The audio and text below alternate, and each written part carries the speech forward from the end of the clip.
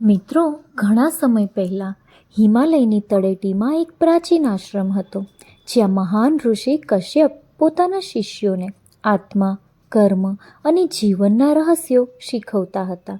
ત્યાં કોઈ લોભ નહોતો, કોઈ દ્વેષ નહોતો, ફક્ત વેદોનો અવાજ અને ઓમનો મધુર પડઘો ગુંજી રહ્યો હતો. દરરોજ સવારે જ્યારે સૂર્યનું પહેલું કિરણ સ્વચ્છ નદીના પાણી પર પડતું હતું, ત્યારે આખો આશ્રમ સોનેરી તેજથી રંગાઈ જતો હતો. ત્યાંના વિદ્યાર્થીઓ ધ્યાન, આધ્યાત્મિક અભ્યાસ અને સેવામાં ડૂબેલા રહેતા હતા, અને તેમના કરુણાપૂર્ણ હોઠોથી ઋષિ કશ્યપ તેમને એવા ગુણો અને સત્યો શીખવતા હતા જે ફક્ત અનુભવ દ્વારા જ જાણી શકાય છે. એક દિવસની વાત છે.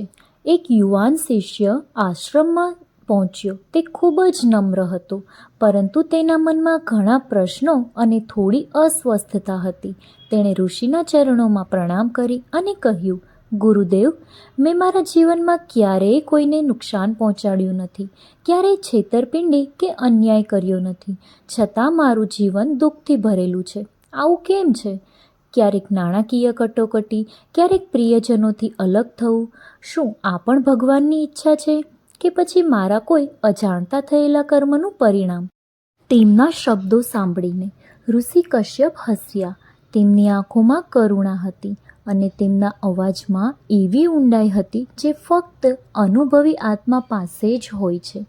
કમળની સ્થિતિમાં બેસીને તેમણે કહ્યું, બેટા, તારો પ્રશ્ન સરળ છે, પણ તેનો જવાબ ઊંડો છે.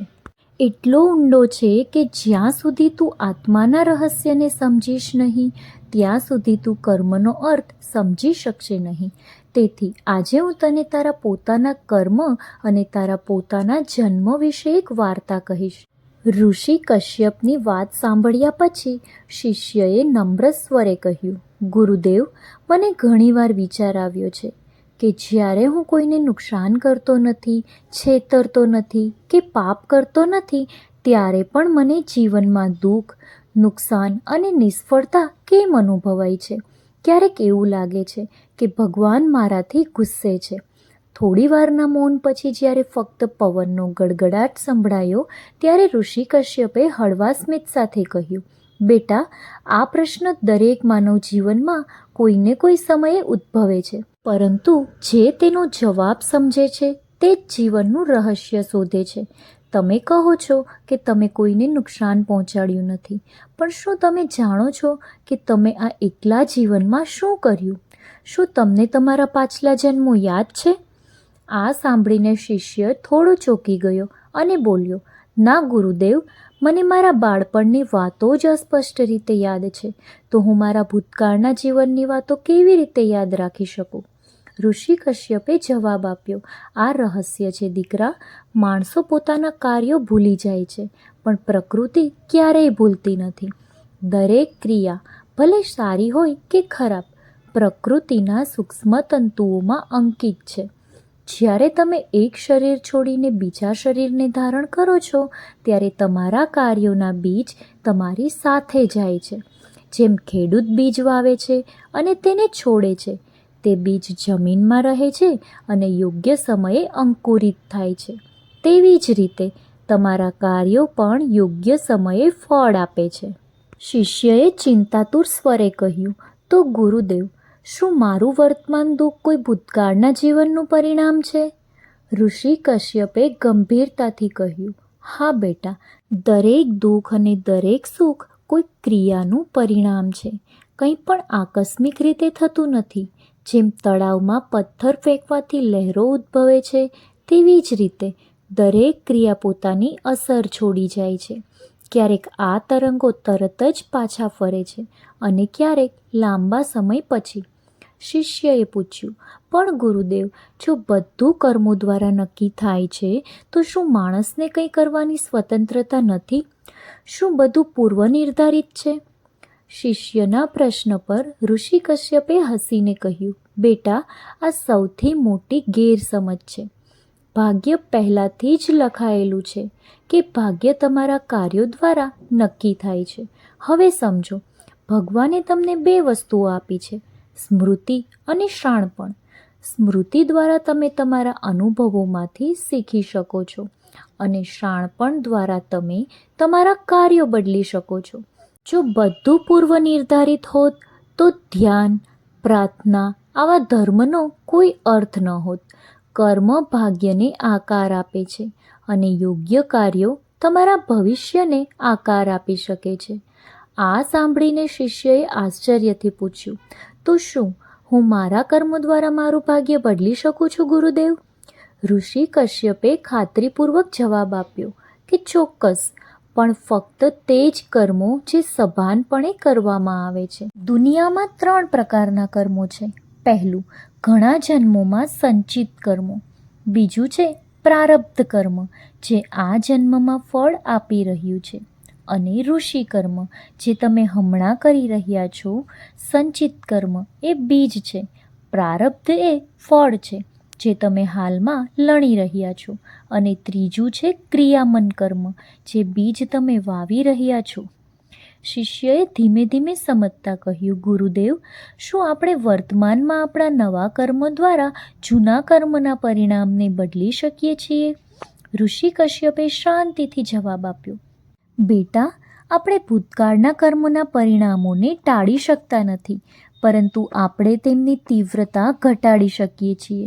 જેમ ઝેરને દૂર કરી શકાતું નથી, પરંતુ દવાથી તેની અસરો ઘટાડી શકાય છે, તેવી જ રીતે સારા કર્મો, સેવા અને પ્રાર્થના ભૂતકાળના દુષ્ટ કર્મોની જ્વાળાને ઓલવી નાખે છે. આ સાંભળીને શિષ્યએ નમ્રતાથી પૂછ્યું, તો ગુરુદેવ, શું આ એટલા માટે છે કારણ કે ભગવાન આપણા કાર્યો માટે આપણને જવાબદાર રાખે છે? ઋષિ કશ્યપે દયાળુપણે જવાબ આપ્યો, ના દીકરા, ભગવાન કોઈને જવાબદાર નથી રાખતા. પ્રકૃતિ પોતે જ હિસાબ રાખે છે. ભગવાન ફક્ત પ્રેમ છે. તે ફક્ત આપણા કાર્યોમાંથી શીખવા અને આપણા આત્માને ઉન્નત કરવાની તકો પૂરી પાડે છે. કર્મ પોતે જ ગુરુ છે, જે તમને દરેક જન્મમાં શીખવે છે, ક્યારેક સુખ દ્વારા, ક્યારેક દુઃખ દ્વારા. ઋષિ કશ્યપે ધીમેથી કહ્યું, બેટા, તારું દુઃખ કોઈ શ્રાપ નથી, પણ જાગૃતિનું સાધન છે. દરેક દુઃખ, દરેક નિષ્ફળતા તમને કંઈક શીખવવા માટે આવે છે. જ્યારે તમે તે પાઠ સમજો છો, ત્યારે તે જ કાર્ય બંધન નહીં, પણ મુક્તિનો દરવાજો બની જાય છે. ઋષિ કશ્યપના શબ્દો સાંભળીને શિષ્યએ શ્રદ્ધાથી નમન કર્યું અને કહ્યું, ગુરુદેવ, હવે હું સમજી ગયો છું કે દુઃખ કોઈ દુશ્મન નથી, પણ શિક્ષક છે. પણ માણસ પોતાના ભૂતકાળના કાર્યો કેમ યાદ રાખતો નથી? જો તેની પાસે સ્મૃતિ હોત તો કદાચ તે ફરીથી એ જ ભૂલ ન કરત. ઋષિ કશ્યપે આ પ્રશ્નનો ગંભીરતાથી જવાબ આપ્યો કે ખૂબ જ સુંદર પ્રશ્ન છે બેટા. સ્મૃતિ ગુમાવવી એ દયા છે. વિચારો, જો તમારી પાસે તમારા આખા જીવનની સ્મૃતિ હોત તો તમે આ જીવનનો આનંદ માણી શક્યા ન હોય. દરેક જીવન એક નવી તક છે, એક નવો વર્ગખંડ છે, જ્યાં આત્મા જૂના પાઠ સુધારવા માટે આવે છે. આ ભૂલી જવું એ એક આશીર્વાદ છે, જે તમને ફરીથી શીખવવાની મંજૂરી આપે છે. અને આમ ઋષિ કશ્યપે તેમના શિષ્યને કર્મ અને જીવનનું પહેલું રહસ્ય પ્રકટ કર્યું કે કર્મ એ ભાગ્યનું બીજ છે અને દરેક જન્મ આત્મા માટે એક નવી યાત્રા છે. ધીમે ધીમે અંધકાર ઉતરી ગયો. આકાશમાં તારાઓ ચમક્યા અને ઋષિ કશ્યપે આંખો બંધ કરી. બીજા દિવસે સવારે એક નવી વાર્તા કહેવાનું વચન આપ્યું, જે આત્મા જન્મ અને મૃત્યુના ચક્રમાં કેવી રીતે ફરે છે તે સમજાવશે. બીજા દિવસે સવારે તેમનો શિષ્ય કશ્યપ ઋષિ પાસે ગયો. શિષ્યએ તેમને કહ્યું, ગુરુદેવ, ગઈકાલે તમે કહ્યું હતું કે કર્મ આત્મા સાથે હોય છે, પણ આ આત્મા શું છે? તે ક્યાં રહે છે? અને જ્યારે આપણે મરીએ છીએ ત્યારે તે ક્યાં જાય છે? પછી એક ક્ષણ માટે મૌન છવાઈ ગયું. ઋષિની આંખો બંધ થઈ ગઈ, ઊંડી શાંતિમાં ડૂબી ગઈ. ઋષિ કશ્યપે ધીમેથી જવાબ આપ્યો, બેટા, આ જ પ્રશ્ન ભ્રામક જ્ઞાનનો દરવાજો છે. સાંભળો, જેને તમે હું કહો છો તે શરીર નથી. તમારા વાળ, તમારી ત્વચા, તમારા હાડકાં, આ બધું બદલાય છે, પરંતુ જે બદલાતું નથી, જે ફક્ત સાક્ષી તરીકે જુએ છે, તે આત્મા છે. શિષ્યએ જિજ્ઞાસાપૂર્વક પૂછ્યું, તો શું આત્મા શરીરમાં રહે છે ગુરુદેવ? ઋષિ કશ્યપે સમજાવ્યું, આત્મા અંદર કે બહાર નથી, તે દરેક વસ્તુમાં વ્યાપી ગયો છે. જેમ આકાશ દરેક દિશામાં ફેલાયેલું છે, તેમ આ શરીર, આ મન અને આ ઇન્દ્રિયો આત્માના વાહન છે. આત્મા ફક્ત એક મુસાફર છે. જ્યારે શરીર વૃદ્ધ થાય છે ત્યારે આત્મા તેને છોડી દે છે. જેમ વ્યક્તિ જૂના કપડાં ઉતારે છે અને નવા કપડાં પહેરે છે. ઋષિ કશ્યપના ગંભીર શબ્દો સાંભળીને શિષ્યએ ધીમેથી પૂછ્યું, તો મૃત્યુ ફક્ત કપડાં બદલવાનું છે? ઋષિએ હસીને કહ્યું, હા બેટા, મૃત્યુ અંત નથી, પરંતુ આપણી આગામી જીવનની તૈયારી છે. જેમ સવાર પછી રાત આવે છે, તેમ મૃત્યુ પછી નવું જીવન આવે છે. શિષ્યએ ચિંતાતુર સ્વરમાં પૂછ્યું, ગુરુદેવ, જો આત્મા અમર છે તો તેને વારંવાર જન્મ લેવાની જરૂર કેમ પડે છે? તો ઋષિ કશ્યપે સમજાવ્યું કે આત્માનો હેતુ ફક્ત અસ્તિત્વ નથી, પરંતુ પરમ જ્ઞાન છે. તેના માટે દરેક જન્મ એક પાઠ્યપુસ્તક છે, દરેક શરીર એક પાઠ્યપુસ્તક છે.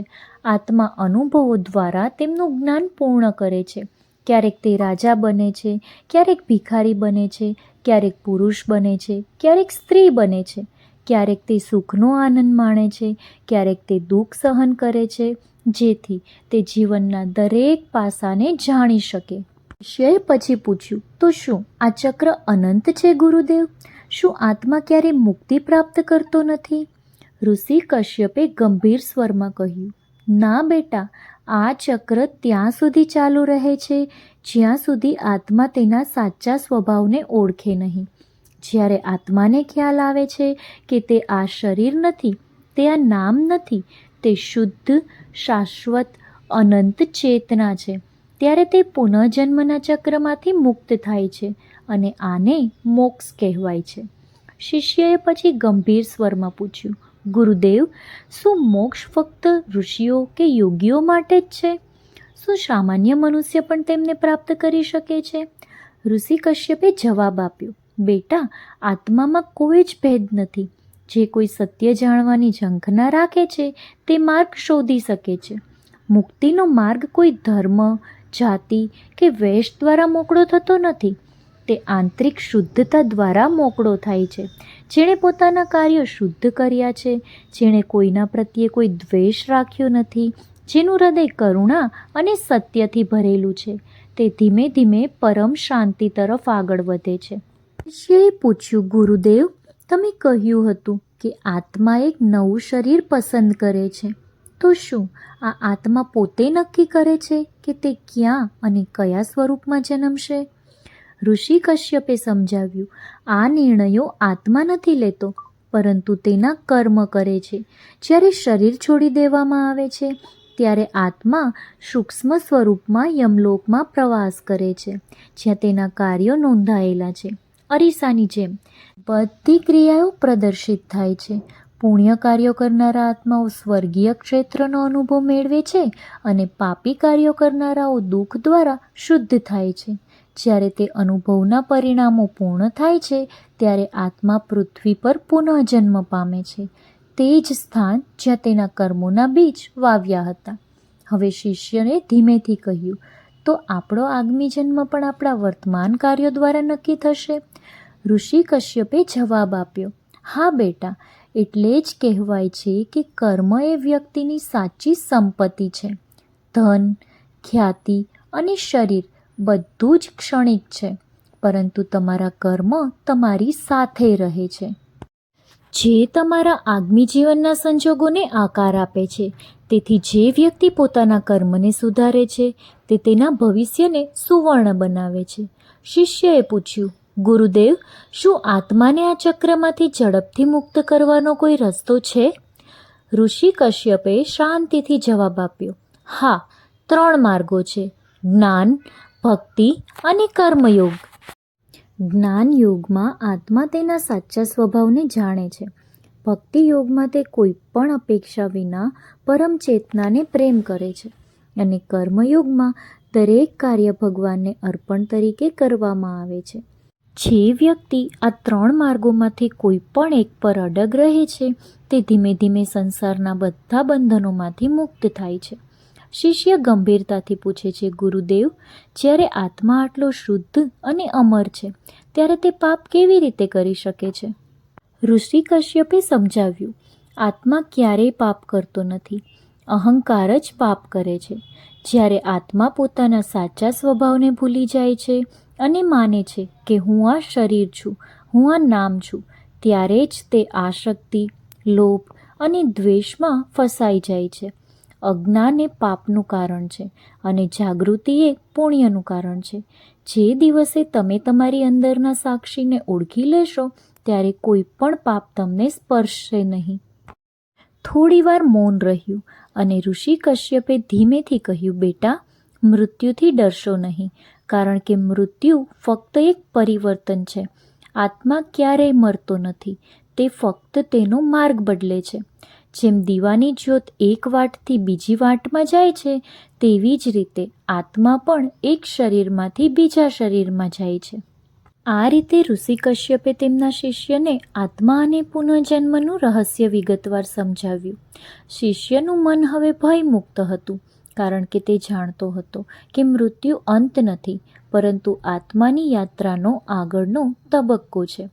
રાત્રિના આકાશમાં તારાઓ ચમક્યા અને ઋષિએ ગંભીર પછી શાંત અવાજમાં કહ્યું કે બીજા દિવસે તે તેના કર્મોના પ્રકારો અને તેના પરિણામો સમજાવશે, કારણ કે જ્યાં સુધી તે સમજી ન શકે કે કયા કર્મો તેને બાંધે છે અને કયા કર્મો તેને મુક્ત કરે છે, ત્યાં સુધી તે સાચી સ્વતંત્રતા પ્રાપ્ત કરી શકશે નહીં.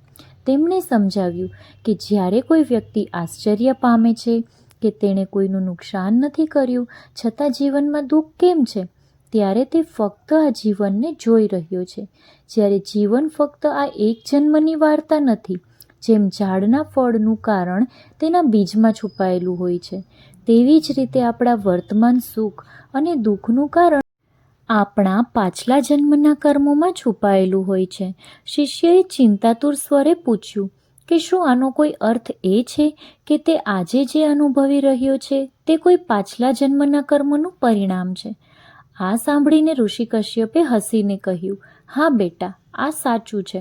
કર્મનો હિસાબ ક્યારેય ભૂસાઈ જતો નથી. તે સમયની પેલે પાર પણ આત્માને અનુસરે છે. જ્યારે આત્મા એક શરીર છોડીને બીજું શરીર લે છે ત્યારે તે પોતાના કર્મોની સુગંધ પોતાની સાથે લઈ જાય છે. જેમ પવન ફૂલમાંથી સુગંધ ચોરી લે છે તે રીતે. શિષ્ય જિજ્ઞાસાપૂર્વક પૂછે છે, જો કર્મ બધું નક્કી કરે છે તો શું માણસને કોઈ સ્વતંત્રતા નથી? શું આપણે ફક્ત આપણા ભૂતકાળના કાર્યોની કઠપૂતળી છીએ? ઋષિ કશ્યપ ગંભીર અને ઊંડા સ્વરમાં જવાબ આપે છે કે આવું નથી. કર્મ ફક્ત પહેલાંથી જે બન્યું છે તેનો જ નહીં, પણ હાલમાં શું થઈ રહ્યું છે તેનો પણ ઉલ્લેખ કરે છે. ભૂતકાળના કાર્યો આપણા ભવિષ્યનો માર્ગ મોકળો કરે છે, પરંતુ વર્તમાનના કાર્યો તે માર્ગની દિશા નક્કી કરે છે. આ જ કારણ છે કે વેદ કહે છે, કર્મણા બંધ્યતે જંતુ કર્મણ એવ વિમુચ્યતે, અર્થાત માણસ કર્મથી બંધાયેલો છે અને કર્મથી મુક્ત પણ છે. ઋષિ કશ્યપના શબ્દો સાંભળી અને શિષ્ય ધીમે ધીમે સમજે છે અને પૂછે છે કે શું તેનું દુઃખ સજા જેવું છે? આ માટે ઋષિ શાંતિથી સમજાવે છે, ના બેટા, કર્મનું પરિણામ સજા નથી, તે એક પાઠ છે. જ્યારે કોઈ વ્યક્તિ દુઃખ પહોંચાડે છે ત્યારે તેનો આત્મા અંદરથી જાગૃત થાય છે અને સમજે છે કે દુઃખ શું છે. આ અનુભૂતિ આત્માને શુદ્ધ કરે છે અને તેને અધર્મથી દૂર લઈ જાય છે. ઋષિ કશ્યપના શબ્દો સાંભળીને પહેલીવાર શિષ્યની આંખોમાં શાંતિનો અનુભવ થયો. તેમને લાગ્યું કે કદાચ જીવનમાં જે કંઈ પણ બન્યું છે તે અન્યાય ન હતો, પણ આત્માના શિક્ષણનો ભાગ હતો. છતાં તેમના મનમાં એક પ્રશ્ન રહ્યો. તેમણે પૂછ્યું, ગુરુદેવ, જો આત્મા અમર છે અને કર્મ તેનું પાલન કરે છે તો શું દરેક આત્મા વારંવાર જન્મ લે છે? દરેક જન્મમાં તેના ભૂતકાળના કર્મોનું વળતર ચૂકવે છે? ઋષિએ હસીને જવાબ આપ્યો કે તેઓ હવે યોગ્ય દિશામાં વિચારી રહ્યા છે અને આગામી પ્રહરમાં તેઓ સમજાવશે કે આત્મા કેવી રીતે જન્મે છે અને કર્મ તેને નવા શરીરમાં કેવી રીતે ખેંચે છે. રાત્રિનો સમય હતો. આશ્રમના બધા શિષ્યો ધ્યાનમાં મગ્ન હતા. નદી પારથી મધુર અવાજ આવી રહ્યો હતો અને અગ્નિની જ્વાળાઓ ઋષિ અને શિષ્યના ચહેરાને પ્રકાશિત કરતી હતી. શિષ્ય મૌન રહ્યો. તેની આંખો પ્રશ્નોથી ભરેલી હતી. થોડીવાર પછી તેણે આશ્ચર્યમાં ઋષિ કશ્યપને પૂછ્યું, શું તેનું વર્તમાન જીવન ભૂતકાળના યુદ્ધનું પરિણામ છે અને શું ભવિષ્ય તેના આજના કાર્યો દ્વારા નક્કી થશે?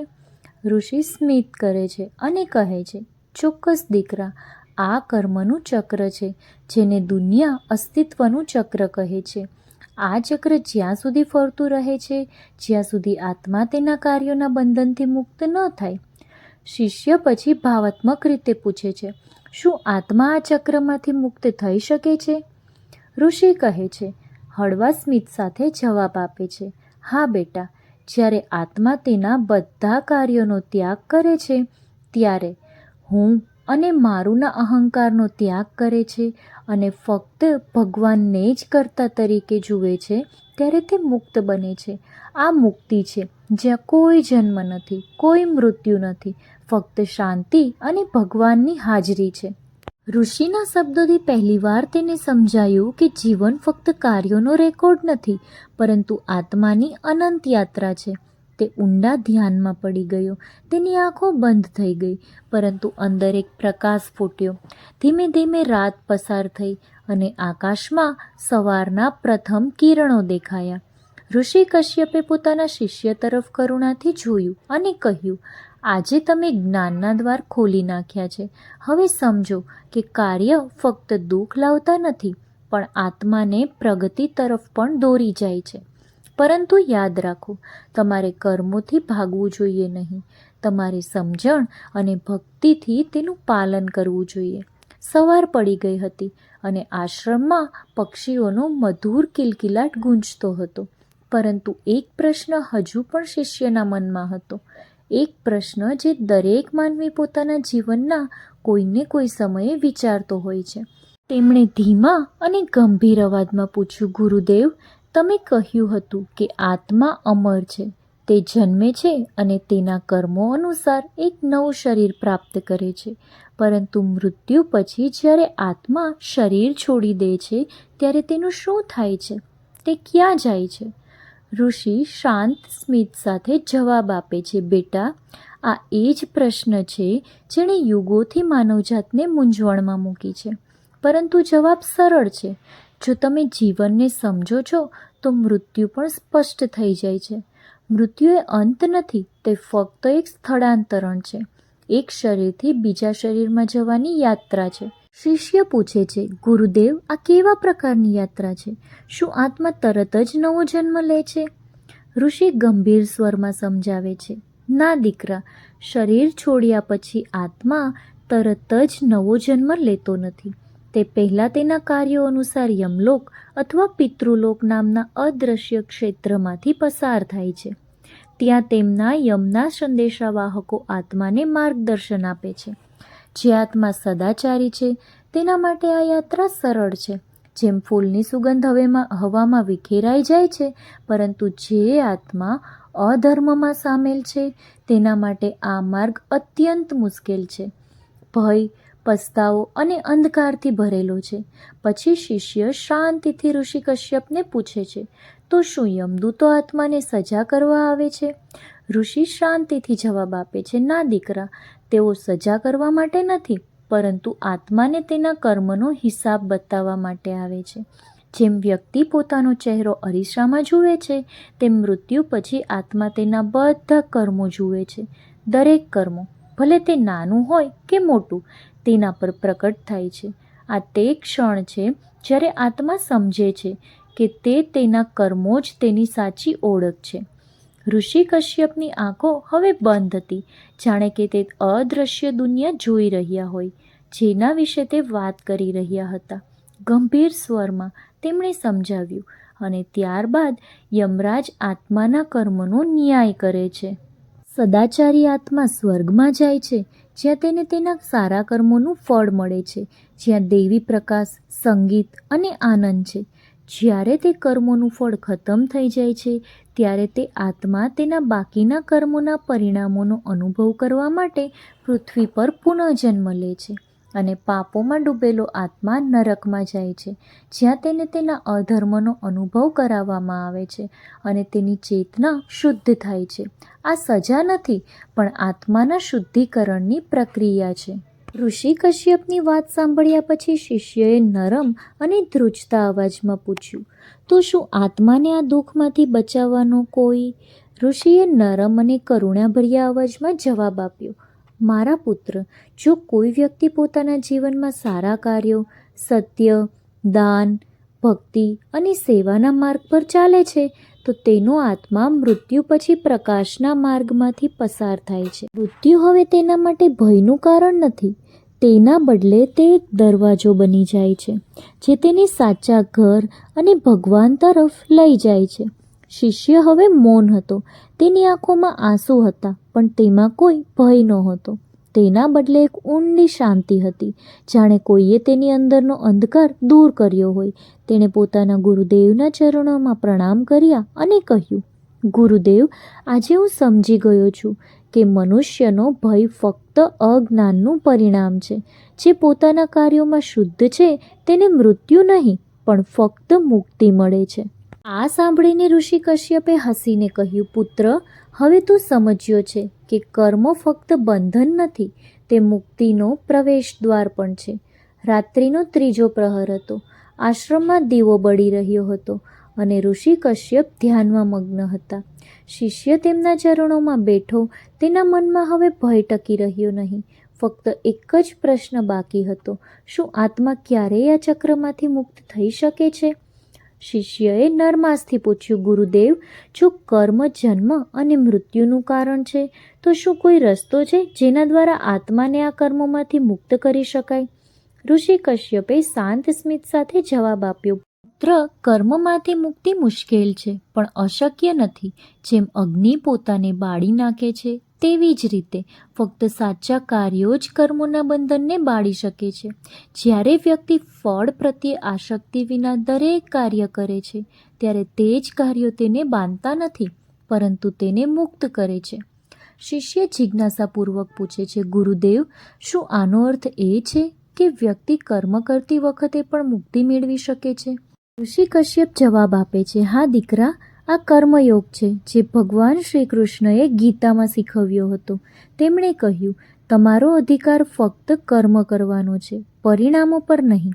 જ્યારે કોઈ વ્યક્તિ નફા માટે નહીં, પણ કર્તવ્ય તરીકે કર્મ કરે છે, ત્યારે તેનું હૃદય શુદ્ધ બને છે અને તે પવિત્રતા મુક્તિનો માર્ગ બની જાય છે.